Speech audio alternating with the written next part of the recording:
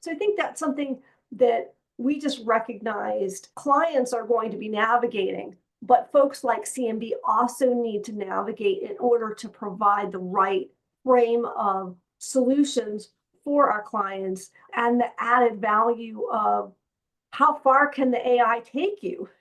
Right. And where does the human component need to be injected into the process? Because I Yeah. think some of the promise that was sold with automation was here, we can do this for you, and it's 100% accurate, right? The promise with AI is, hey, we can help you, but the AI only gets you 80%. And Right. makes it even more difficult for companies and clients to really navigate usage. Well, and that other 20% is the human wisdom and intellect and adaptation that ultimately needs to move in and make sense of all of it. Given pre-AI and now AI, how much time are marketers saving by utilizing these tools? And is it better? Yeah, I think it depends. And I saw a great post the other day that had 5 or 6 applications for AI, and this is the applications that aren't, like, AI isn't doing very well, and this is the applications where AI is doing well.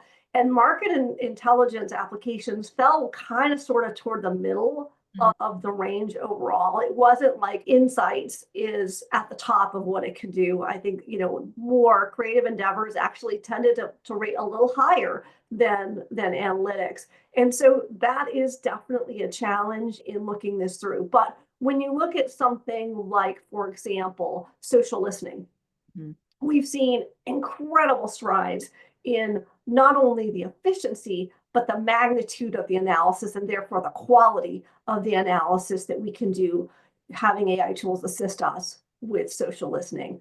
I Right. think something like conversational surveys we see as having massive improvements in Right. the experience of the participant, the quality of the responses, and we feel very bullish about that application.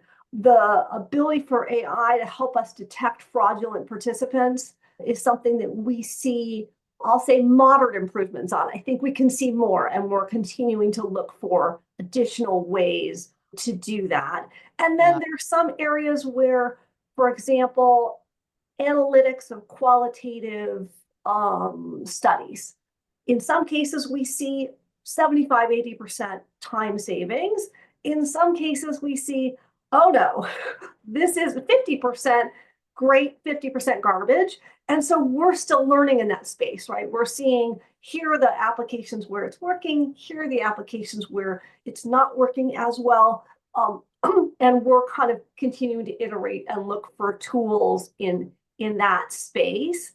And then Right. I think the last space that we're looking at, and it's pretty fun, is on this idea of being able to take a GPT and look at, right, existing data, a report, a compilation of reports, and try to do not only synthesis, but ideation, that kind of thing. And that's an area where, again, we're seeing some progress, but I think that's where we see a lot of opportunity as we move into FY25 and into 2025.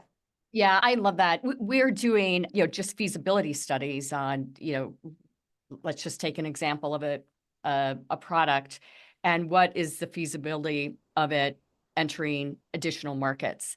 And Right. we're finding, simply put, that chat does a great job compiling all those reports for us then to take a look at. So I love that you brought that up. I've got another question. You mentioned social media, like listening and stuff like that. And I agree that a lot of those tools are just so strong right now. And really, from my point of view, leading the pack in a lot of areas. The issue that we see, if you're just taking a look at sentiment with those tools, it's cross sentiment with outside of social media with reviews or chat questions or feedback forms so you're getting one tiny area of feedback regarding sentiment, social media content, versus all these other areas. It's very, very difficult to compare and contrast that.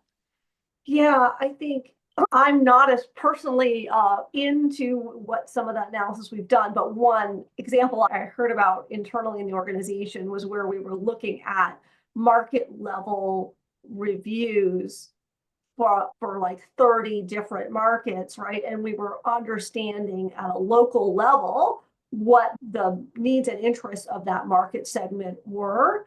And we're able to get to a really clear segmentation of needs based on that kind of analysis at a much more micro level than we Yeah, have been able to do with a bigger data set over a larger period of time than we previously were able to analyze to yeah, create that. And I think the level of accuracy was fairly good. There was still human checking that needed to be done. In other words, the AI might have said, hey, the trend in this market is, I don't know, ice cream shops or something, right? right. And then we had to look at that and say, well, wait a minute, there was only one post about that. Maybe that really wasn't a trend. So there were some things still that need to be checked. It's not like you can just push a button and say, this is perfect. And I think that's a really important thing to understand is it helped us take a whole lot of stuff and get it at the 80% level, but there's Yeah. still that additional